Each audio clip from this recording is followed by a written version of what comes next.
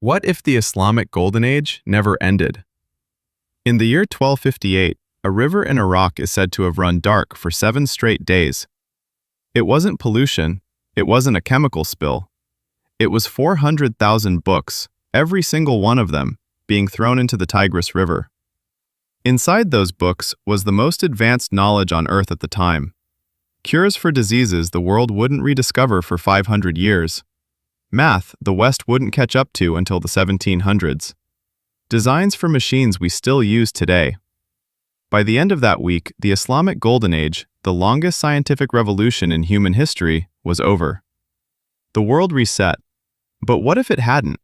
What if those books had survived? What if Baghdad had never fallen?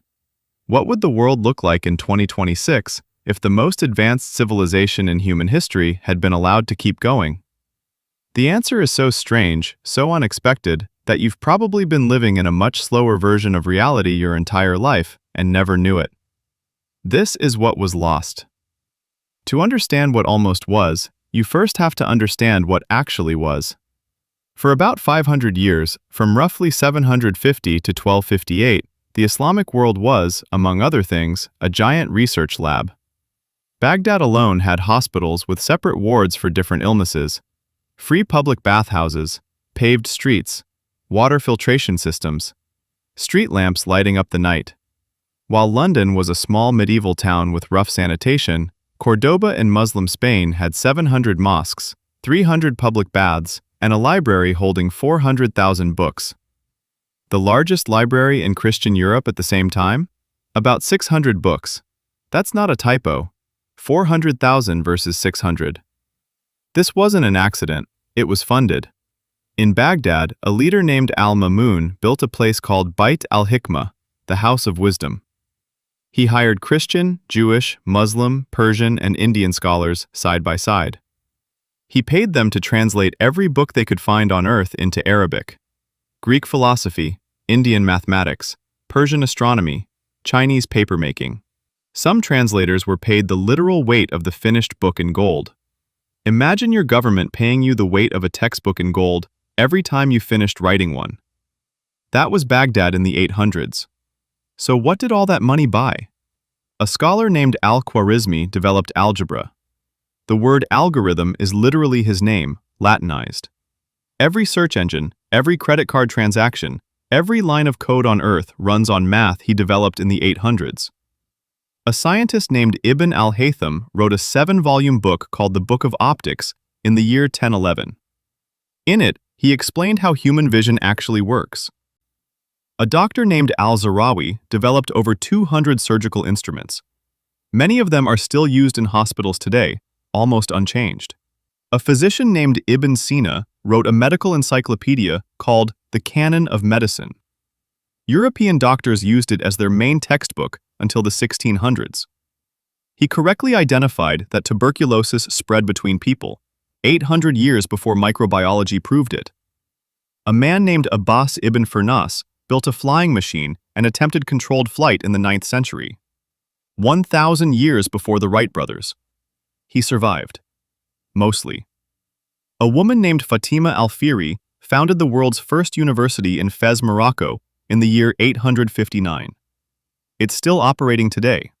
A scholar named al-Biruni calculated the circumference of the Earth around the year 1000, and was off by less than 200 miles. He also proposed that the Earth rotates on its own axis 600 years before Copernicus said the same thing. This isn't random trivia. This is what was being discovered, all at once, in roughly the same 200-year window, in a single civilization.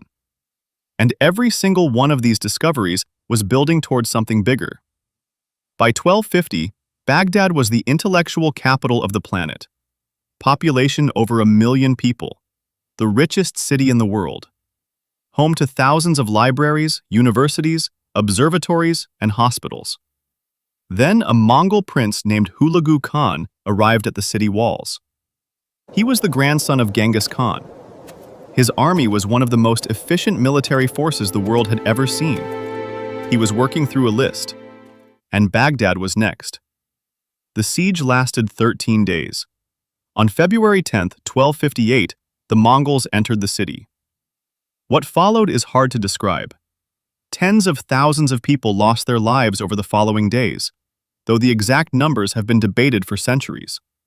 The Caliph, al-Mustasim, was reportedly executed in a Mongol ritual that, by tradition of the time, did not involve direct contact with royal blood. But the human toll wasn't the only loss.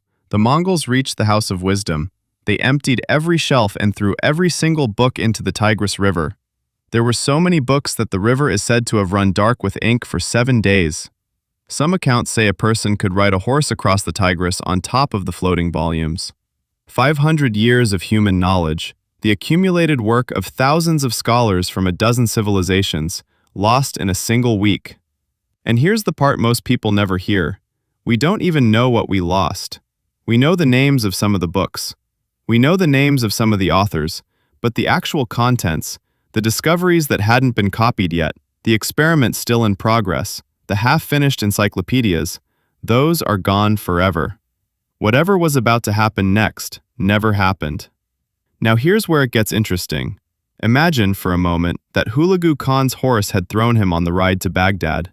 Imagine he never reached the city. Imagine the Mongols turned around and went home. What happens next? The Islamic Golden Age was on a trajectory. By 1258, scientists were already on the edge of multiple major breakthroughs. Mechanical engineers in Cordoba and Damascus were building automatons, early machines powered by water. Astronomers had built observatories that wouldn't be matched in Europe for another 400 years. Doctors were experimenting with anesthesia, surgical antiseptics, and an early version of what would later be called inoculation. If Baghdad survives, the printing press isn't a German invention from 1440. It's an Iraqi one from maybe 1290. Mass-produced books arrive 150 years earlier. Literacy spreads to ordinary people 200 years earlier. The Renaissance, instead of starting in Florence in 1400, starts in Baghdad in 1280. By 1700, electricity is 100 years old. The first internal combustion engines appear. Global trade routes are powered by Muslim-built steamships. By 1850, computers exist. Not transistor computers, those would come later, but mechanical computing engines, finished and mass-produced. By 1900, humans are flying. Not balloons, powered flight. Maybe even early space travel. By 2026, the year we're in right now, humanity might be 200 to 400 years ahead of where it actually is. There might be cities on Mars. There might be cures for cancer. There might be answers to climate change. There might be no climate change at all.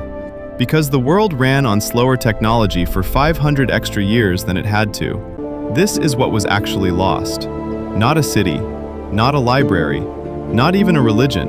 Compounding. You see, science doesn't work in flashes, it works in chains. One discovery enables 10 more. 10 more enable 100. 100 enable 1,000. The longer the chain runs without breaking, the faster everything accelerates. The Islamic Golden Age was a 500-year chain, the longest, fastest scientific chain in human history up to that point. And on a single morning in February 1258, the chain snapped. Europe spent the next 200 years just trying to recover the books that had survived in Spanish translations.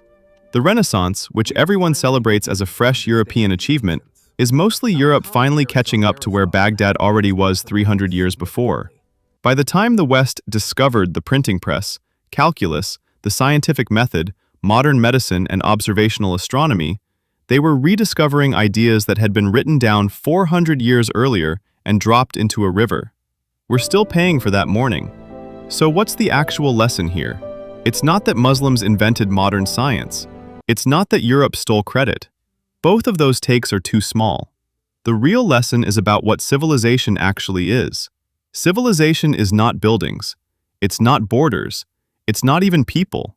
Civilization is the accumulated fragile chain of human knowledge passed forward, generation after generation, with nothing breaking the chain. When the chain breaks, when a library is lost, when a university closes, when a center of learning collapses with all its experts inside, the Mongols didn't stop 500 years of progress. They stole every century that came after. And we are the people, in 2026, still living in the smaller, slower world that resulted. That's what was lost when the river ran dark. If you watched this far, The channel's already for you. Subscribe. I publish every week. And that concludes this royal telling. Until next time, farewell.